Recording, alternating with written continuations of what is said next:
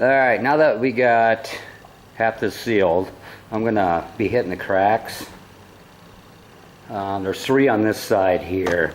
I'm only going to go to the main saw cut and run it down the center. Then I can move all this stuff over onto this side here once I get this completely done. So what I'm going to do is I'm going to show you a couple different ways to do the cracks. The cleanest, easiest, I'm going to be using the MP one. It's not a self-leveling like the SL one. It's more of a caulk base. So I'm going to show you kind of how to tape these off to get a nice clean fill and finish. So I'll show you that here in a second. So with what I'm going to do here, I got this all taped off. I'm going to go through and I got 3 cracks to do.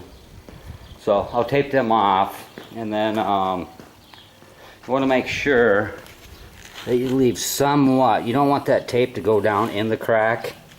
You want to make sure that it stays up on the concrete, not in there, because when you pull it off, it'll just pull the crack filler, crack sealer, caulk out. So I'm going to go through and get these other ones finished up quick, and we'll start filling it. With this here, I'm only going to go to the main saw cut joint coming down the center, because I got to clean and seal this other side, and you can see where I stopped sealing. So now I'll grab my caulk gun and we'll get these 3 cracks filled in, let that set up, and move along. Now they have the small tubes for the small caulk guns. I use the sausage tubes. It's more of the commercial gun. But I do a lot of different cracks, so it's more convenient for me to use that. But like I said, you can get it in the small tubes. So I'll get that filled up and we'll get going. Okay, means we're not using backer rod, because like I said, we're using the MP, so we don't need backer rod. So just make sure you get it pushed down in there. Make sure it gets down in there deep so it holds up and grabs.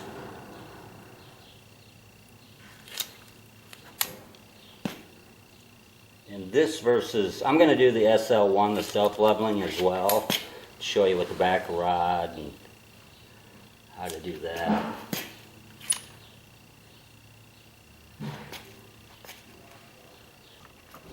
Alright, now that we got her filled up, we'll just take a putty knife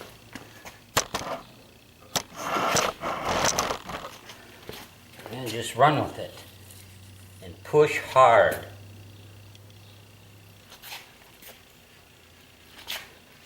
And then when you get a build-up, just kind of put it on. Make sure you use some good gloves too.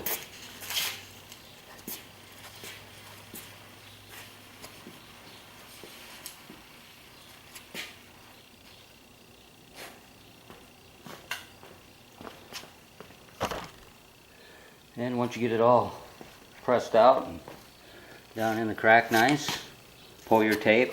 And as somebody on another video I had, as he pointed out, which I left out, make sure when you pull your tape, make sure you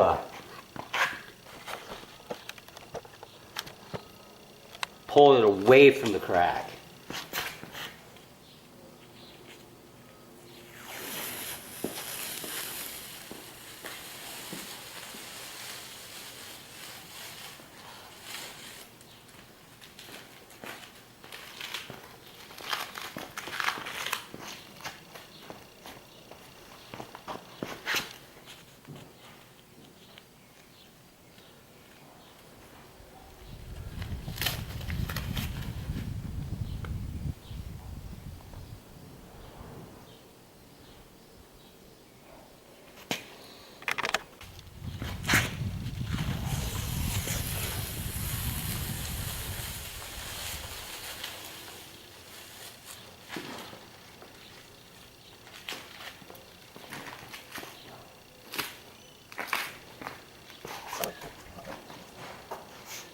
And there's your nice clean joint.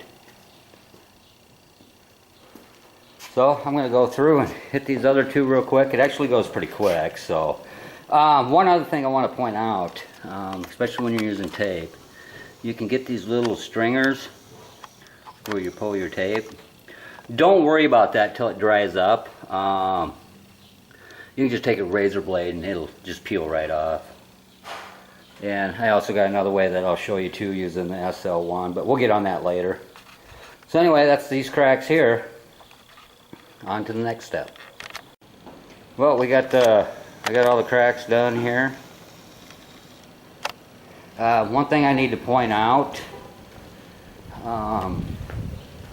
if you get any critters that step into it and get stuck, leave them until it dries, or you're just going to make a gooey mess. But anyway, there's a nice clean joints. Next step, I'll be doing the SRP, which is the oleophobic sealer, so we can prevent this from happening in the future. Even though it was cleaned, I got the oil out, it still will leave a stain, and that's with the SF.